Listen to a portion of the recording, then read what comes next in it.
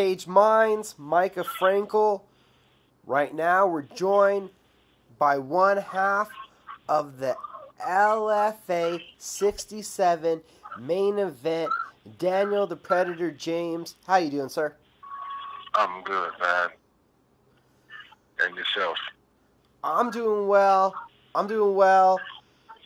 We saw you one time on Access TV. A big finish in the second round. A great performance. Next up, they call you for a main event. Did you expect this is what was next for you? Well, yeah, I was waiting on it. I was waiting on either the main event or LFA title shot. I heard those guys was working on it, but so I'm just glad to be back now for the main event and get a serious show. Is this the layoff you were looking for? Has this been too long of a layoff for you? Well, it hasn't been too long of a layoff. I was ready to get back in there right after that fight. It took a few months for them to schedule something. But like I said, I just stayed training, stayed ready. And I was excited when they called. So when they called, I was just like, okay, let's go. I knew it was coming. I felt it. And when they called Patrick Martin, a main event, I'm pretty sure this is close to, if not the biggest main event that LFA has ever had, size-wise. What do you think of this matchup? Yeah. Man, it feels good, man, just to be a part of it. I just can't wait, man. The last fight I had at LFA was a great fight. I got to show them my athleticism and my quickness and my power. Looking to do the same in this fight, too. So this is really big, to be fighting on a platform and the promotion, how big they're pushing the fight. So I'm really excited. Have you fought a guy that big yet? I mean, you're 6'5", he's 6'6". You guys are on that larger size, just when we talk about height, length, everything in there. Have you fought another guy that same stature as yourself that Patrick will be? Yeah, I fought Daniel Gallimore. Daniel Gallimore was a bigger guy. He was like 6'5", 6'6". Came in here with a 6'6", 6'7" guy. Patrick Martin is about the same. So, I like fighting those guys. I like, being able to get into the ring with guys like that, so, that's equal to me as far as size. And yeah, man, I just like that. It don't seem like a bully match. It seems like, you're fighting somebody, another big guy, and you get to see how athletic these big guys really are. Right. It's not hearkening to the days of where it was a sloppy brawl. It's high level athleticism now. Yeah, it's high level. High level athleticism. And one of the things about this sport is, with it being martial arts, everybody has their own background, their own way. How did you find your way to MMA? Man, it was different, man. I found my way to MMA. I just walked into a gym one day. I just got to using a bag, and I was approached by a guy from a gym called No Comment, High Martial Arts. And they asked me how I ever did any combat sport. And I know I boxed when I was younger and studied a few martial arts disciplines when I was younger, but I didn't stick with it. But I was always an athlete. So, it's like once I got into it, I kind of took my first amateur fight like the first week I was in the gym. And when I got in the ring, I'm like, oh, I guess I'm good at this. I just kind of pursued it after that. It kind of chose me. I didn't choose it. I kind of fell into the sport. Why were you going to the gym, though? Was that just generally what you were doing to be active anyway, was going and hitting the bag? Yeah, I was just going in and hit the bag. Just I work out a lot, so I was just going in and really hit the bag and just get some workout in, some exercise in. And I was just like, hey, I saw those guys in the gym training people, and I didn't know what they was training for, so I was approached, I was like, oh, I'll come check it out. And so I just went back the next day and just said, let me give it a shot and start training. And you said you took the first fight within a week of training? Yeah, within a week of training, yeah. And was that just the opportunity come up, or Was that something that you wanted to do? How did that work out? Yeah, it was a good opportunity. I had friends that did sport, but I was just, I was that guy that sit back and like, oh wow, you guys are crazy, in the cage fight, and and and all of a sudden, the next thing I was asked to to do some combat training. I'm like, hey, like I'll take a fight, I see how it go, and when I took it, I'm just like, you know what? I like this. I played sports all my life, and this is something that I can like get addicted to. Like this sport it opened up a lot of different doors, and by doing this sport, I just say, I just want to use this platform and see how far it could take me, and I've just been doing it ever since. It was never in the game plan to do MMA, and like I said, it just happened. And it's been that, I guess, consuming, addicting for you to continue on with it?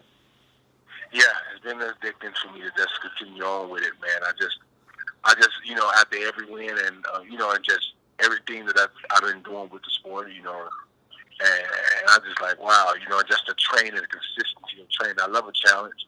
I love, I love pushing my body to the limit, and just, the training process of training, getting ready for a fight is like, it's therapeutic to me. It's just like, I'm like, wow, it showed me a whole different discipline. It showed me a whole different look on, just the combat sport itself. I was able to become, become a better person by just doing the sport, you're learning something that you can just keep with you. Nobody can take from you, and, learning martial arts is a major discipline. It's not an overnight thing, but it's a learning process as you go on, and it kind of disciplines you in certain areas, from being a friend, being a son, a family member, it kind of takes your discipline to another level of respect.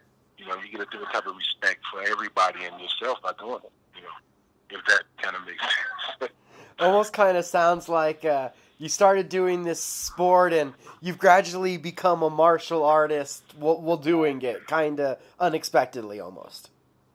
Yeah, man. The day when I first started my first fight, I remember it was like July 22nd. For a place here in Chicago, out at XFO out in Island Lake, Illinois. It was different. So yeah, I remember it like yesterday.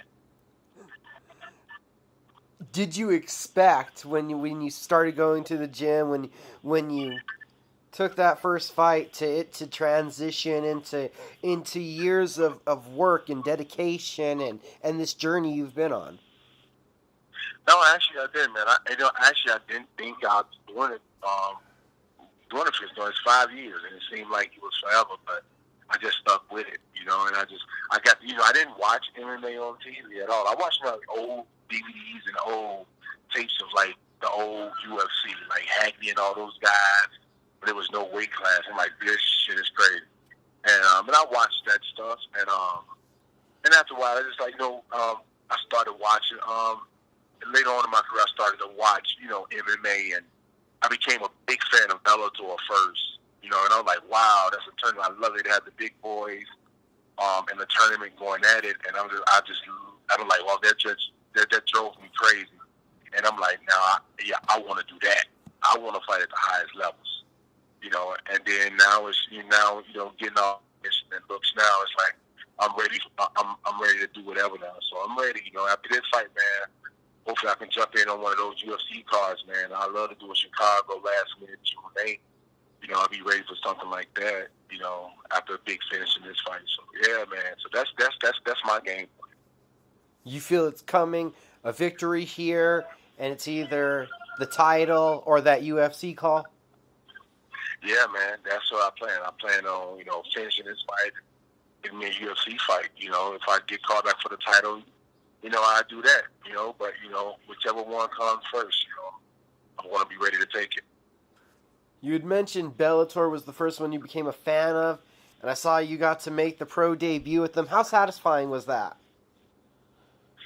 Could you repeat that question? I can't understand. You mentioned that you first started off a big fan of Bellator, and I think I see that you made your pro debut with them. So how satisfying was that?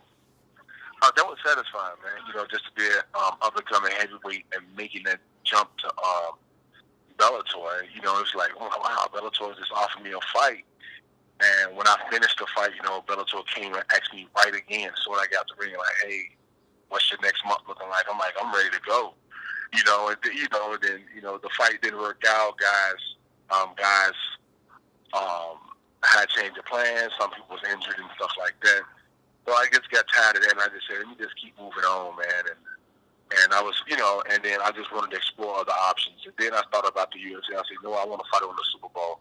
So I just felt like the UFC was the Super Bowl of MMA.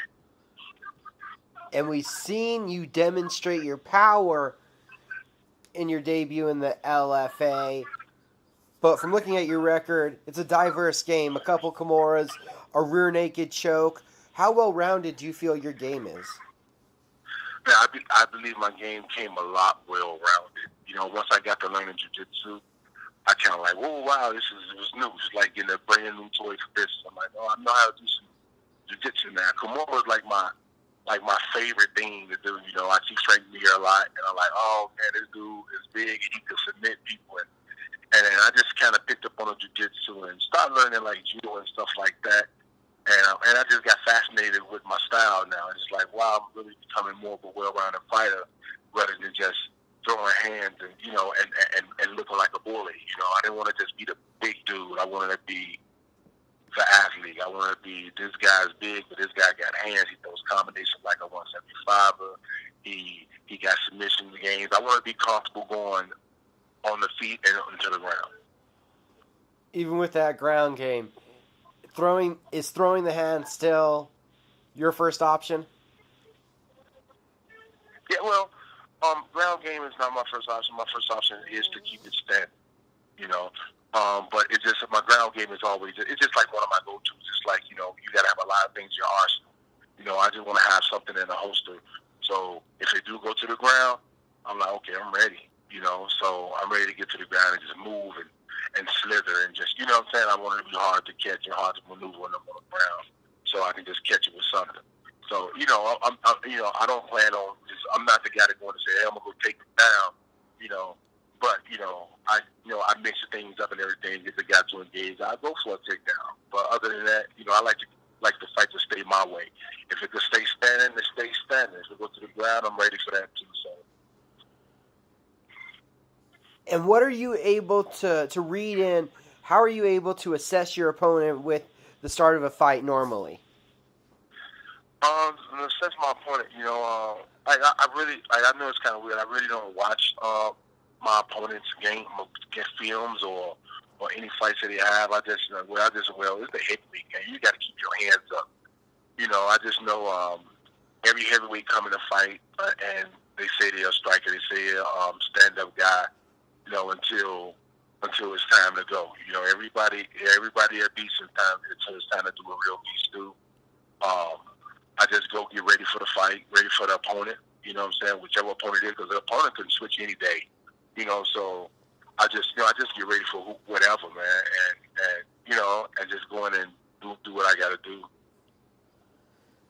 And since the last time we saw you at LFA 50, that being about probably a good 7 months that you had there to gain and to add.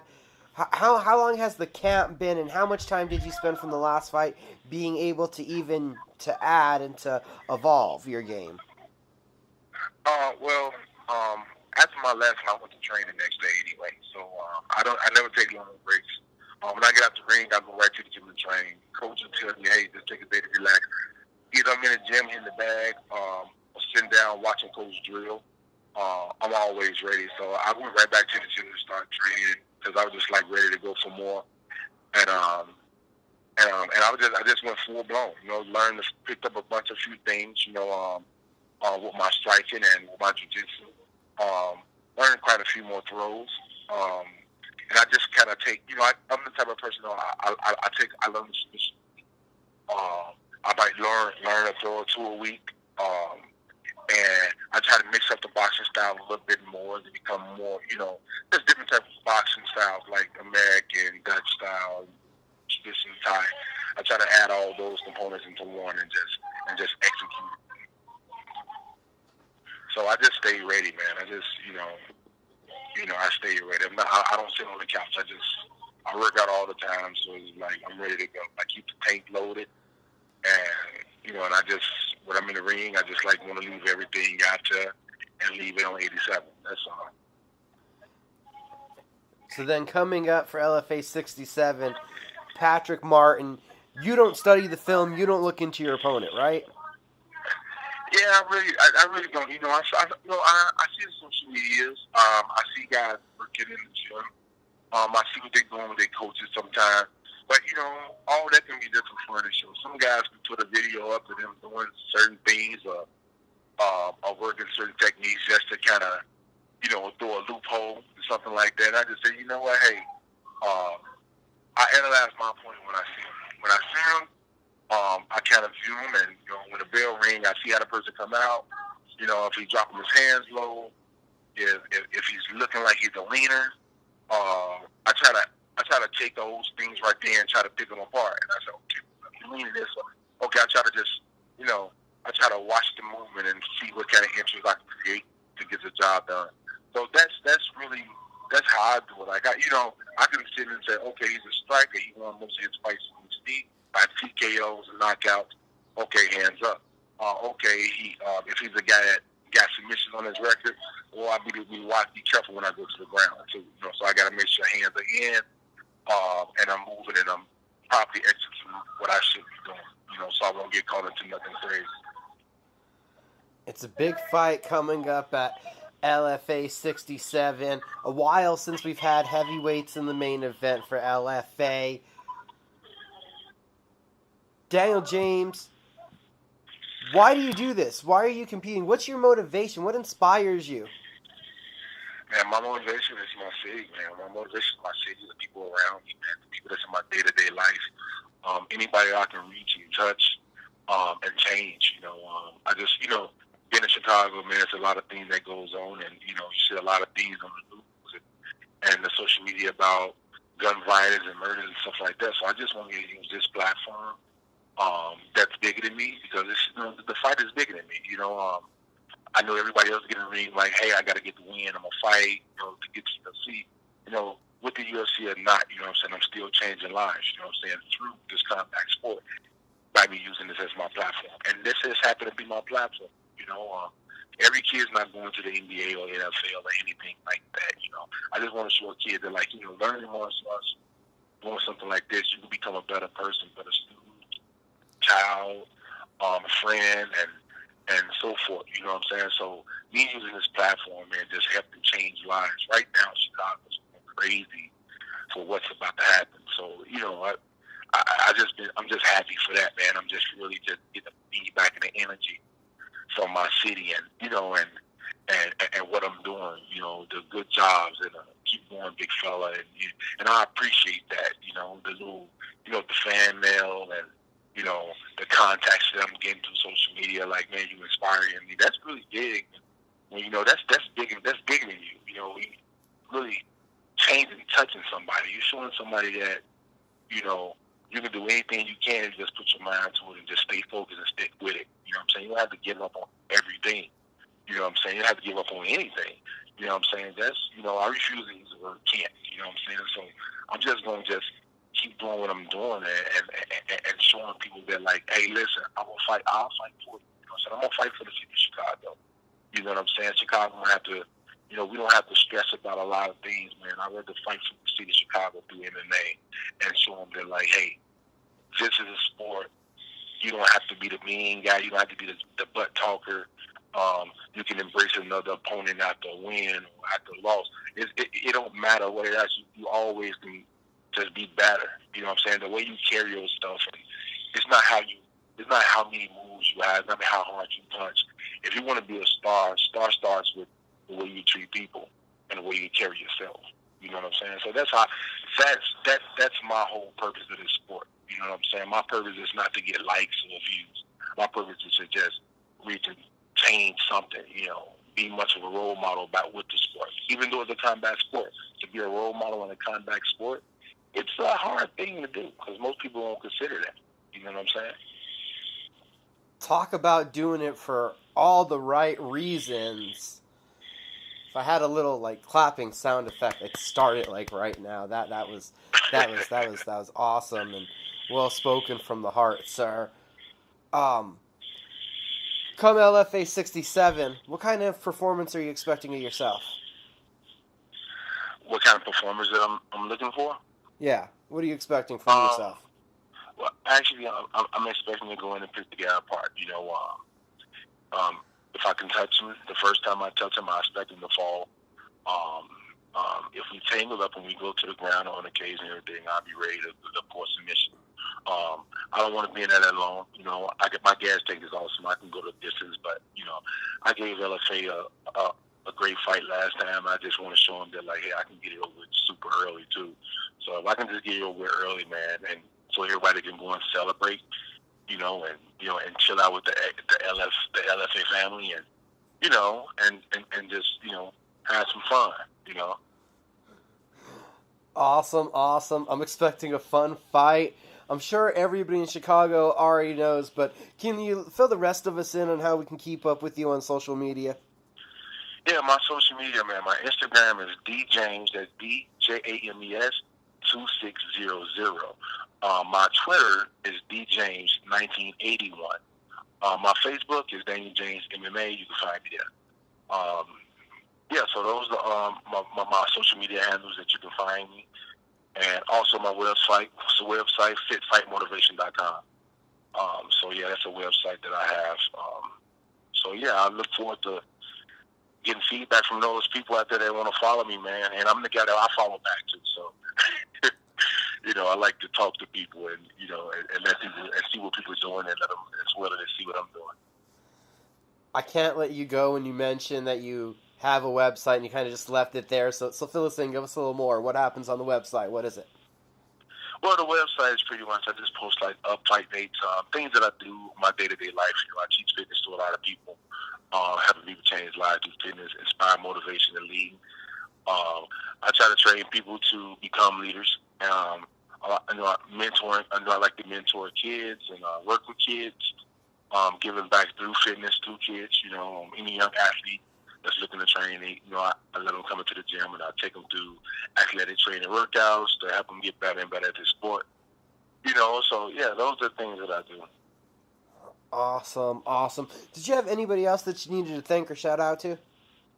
Man, I want to thank my coaches, man. Coach Barry Hopper and Coach Alex Trujillo, my training partners. One of my heavyweights fought for you guys a few weeks ago, Brian Peterson. He's been a great addition to my training. My last opponent, Kaden Newell, who's been coming out to train with me. We became good friends after that. My buddy David Latour that fought Bellator last week, and did great. But yeah, man, just my whole entire MTC family, man. My fiance, my friends, everybody, man. Everybody that's coming out to the fight, man. I got a list. I can't name everybody, but if I missed anybody, man, don't hold it. Don't charge it to my heart. Charge it to my head. LFA 67. If you can't be there live in Branson, Missouri, check it out on Access TV next Friday on the 24th. Daniel James, thank you for the time, sir. Yes, man. Appreciate it. Thank you. Thank you for calling, and thanks for having me on.